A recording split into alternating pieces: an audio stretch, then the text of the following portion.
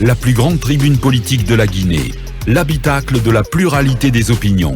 Mirador, le grand safari de l'investigation journalistique. Aboubacar Diallo. Cabinet, on s'intéresse à cette sortie de l'ambassadeur des États-Unis.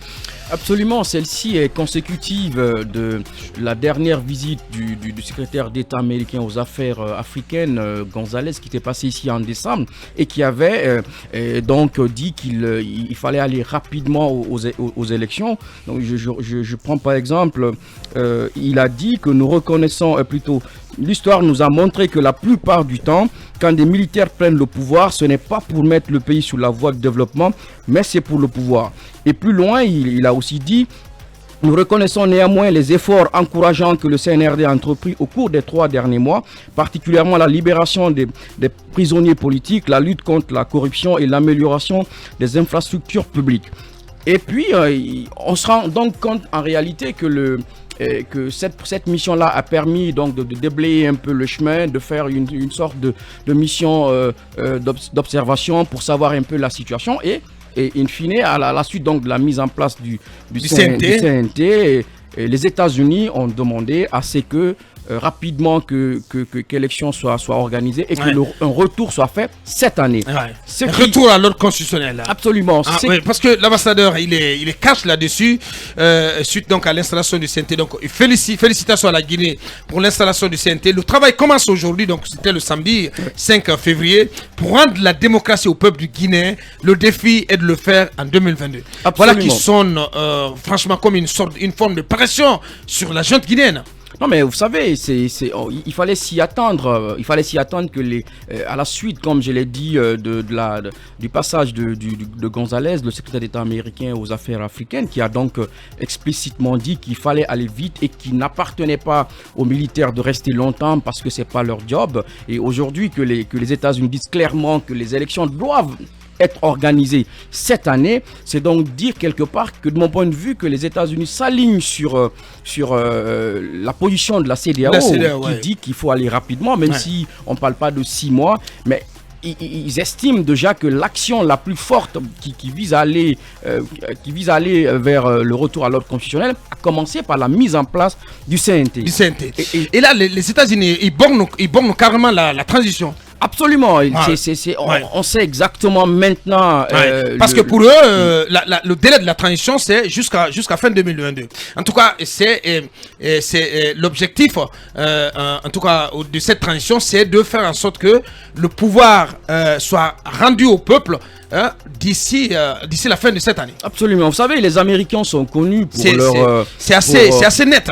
Pour leur exactitude, la vérité, elle est crue et ils la disent de façon claire et nette. Sans barguiner. Voilà, et ceci est clair, on ne badine pas là-dessus. Il faut aller rapidement quel est le poids d'une telle sortie, le poids diplomatique d'une telle sortie? Le poids diplomatique, c'est que vous avez quand même la première puissance économique qui s'inscrit dans la logique aujourd'hui d'aller vers un retour rapide à l'ordre constitutionnel.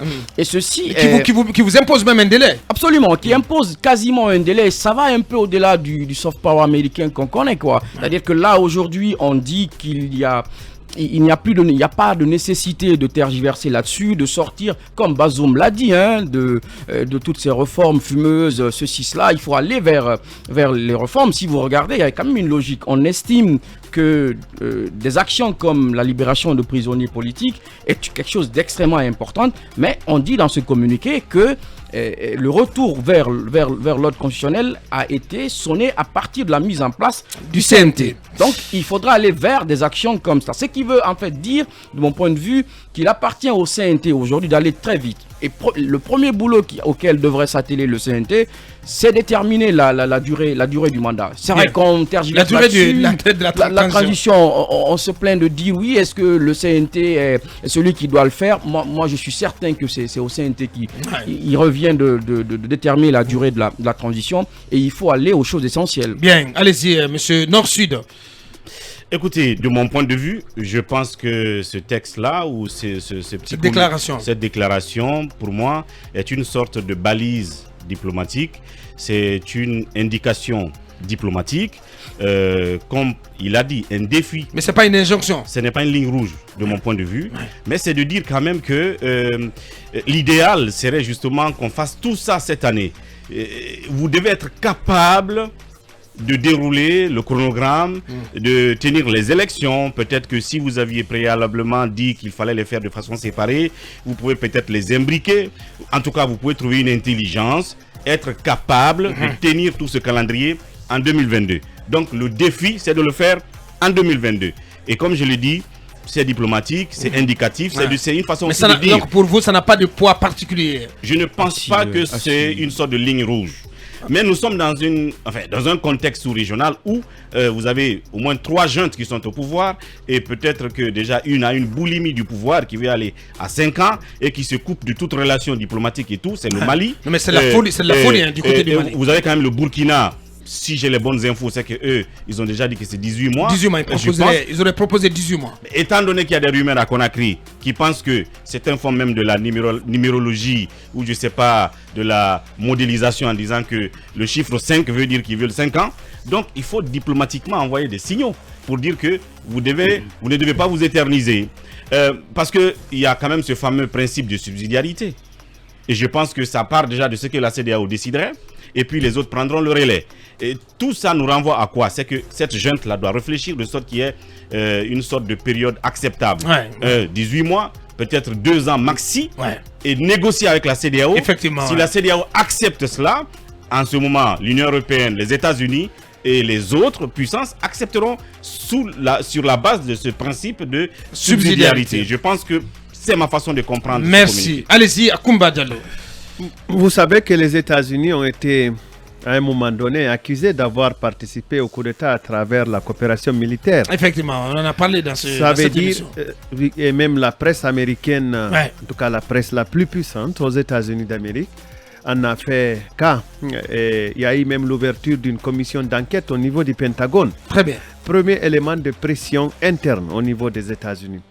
Vous savez que si la charte a dit que la durée sera déterminée par les forces vives, plusieurs déclarations verbales nous ont fait comprendre que la détermination de la durée de la transition doit être désormais de la compétence du CNT.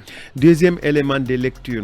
Vous savez que il y a le fait que la junte est soucieuse de réaliser des infrastructures de grand gabarit et de pouvoir les inaugurer pour peut-être laisser sa marque dans l'histoire de la Guinée.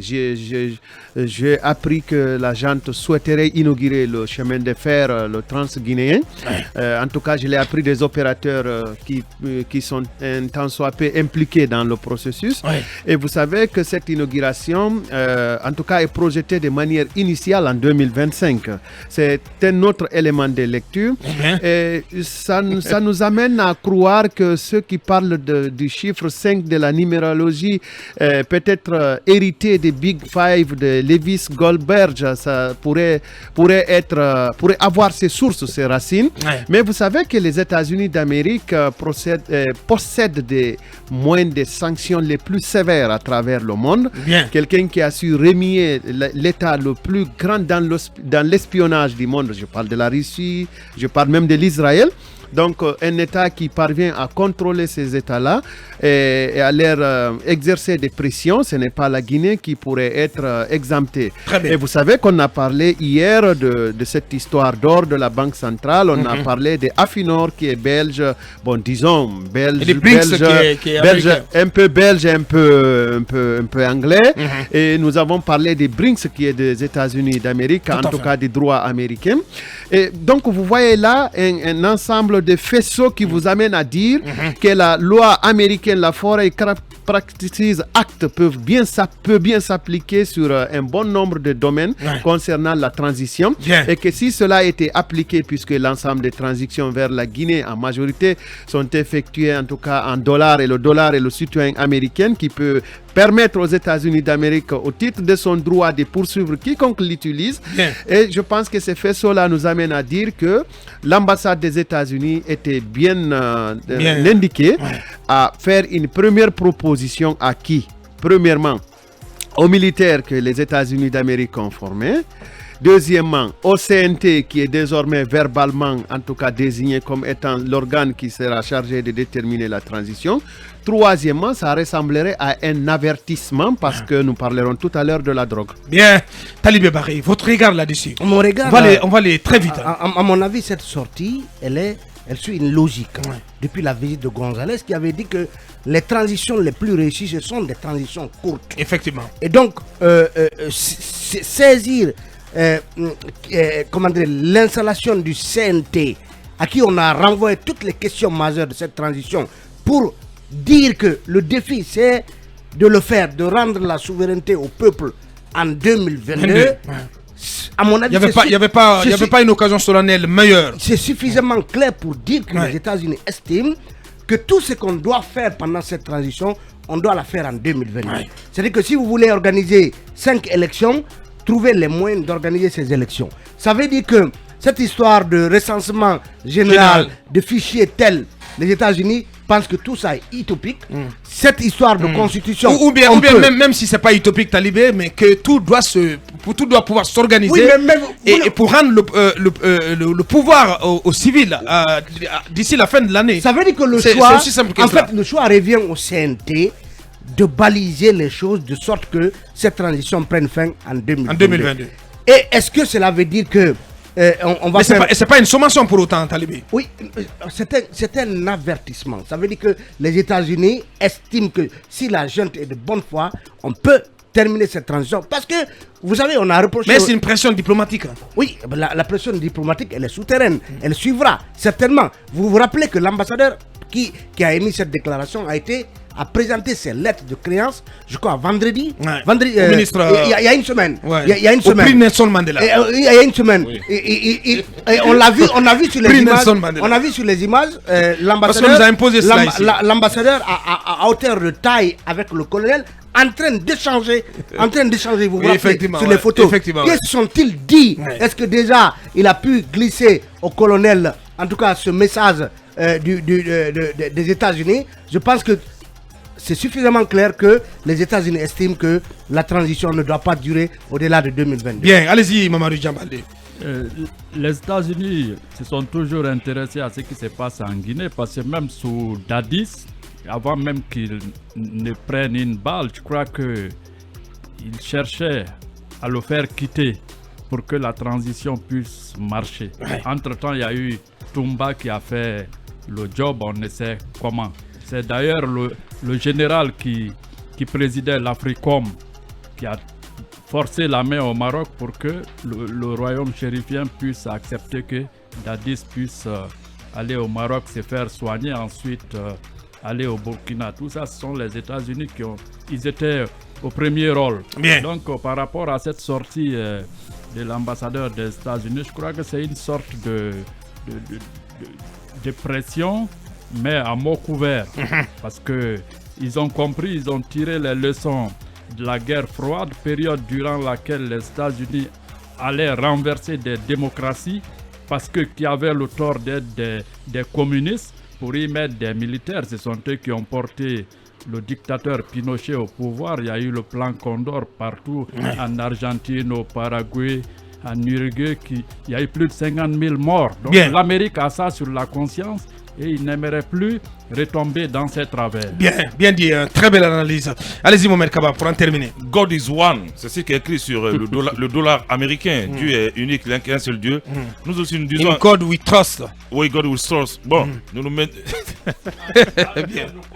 Oui, en Dieu nous croyons. Bien sûr. Au peuple de Guinée, nous croyons aussi.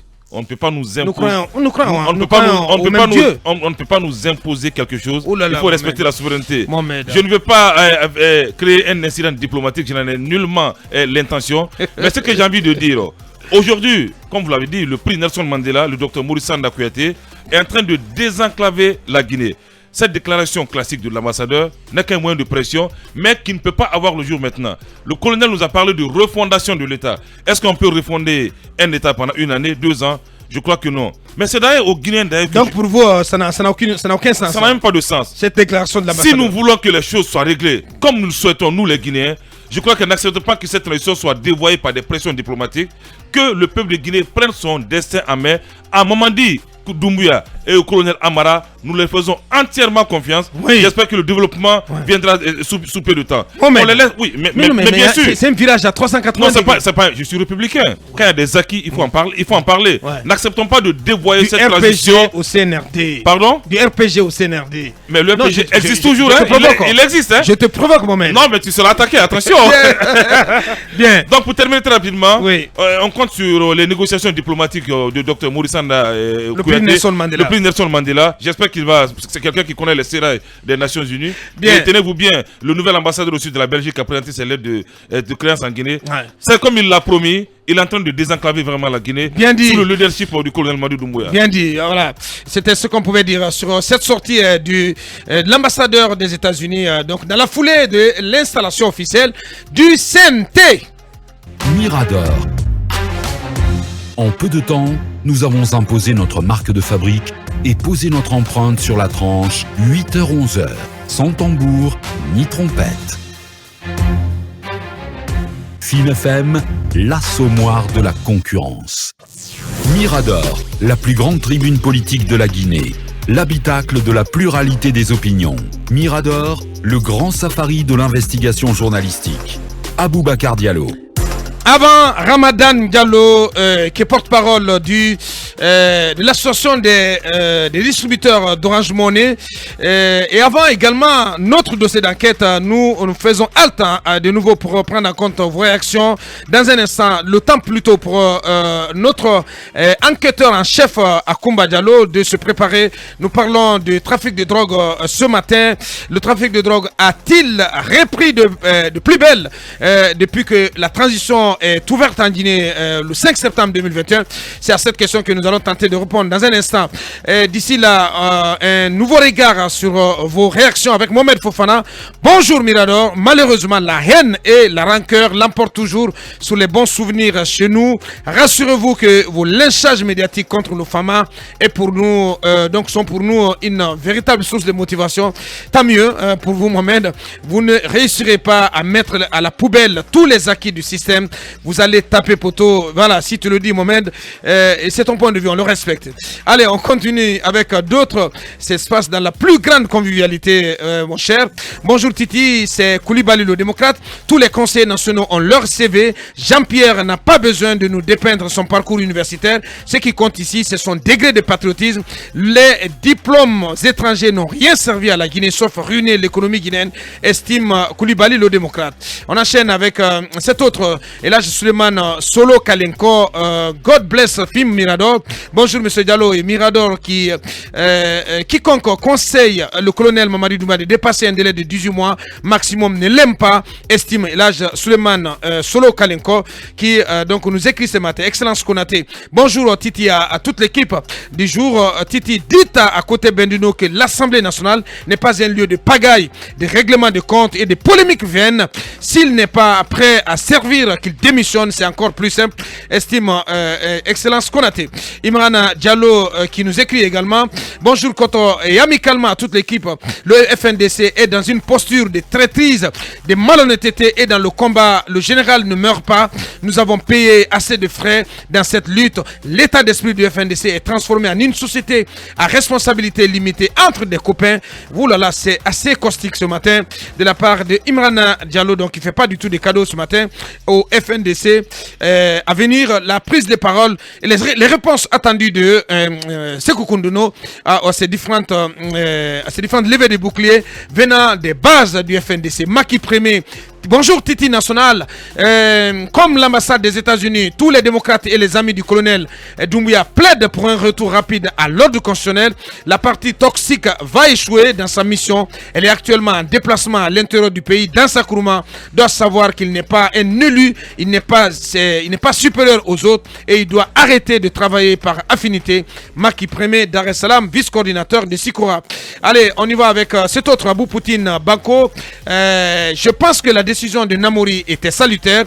Nous aimons comparer la Guinée aux autres pays de la sous-région et nous payons ailleurs plus que ce montant. Nous devons nous soucier de la destination du montant et obliger nos dirigeants pour que ce montant aille dans la caisse de l'État.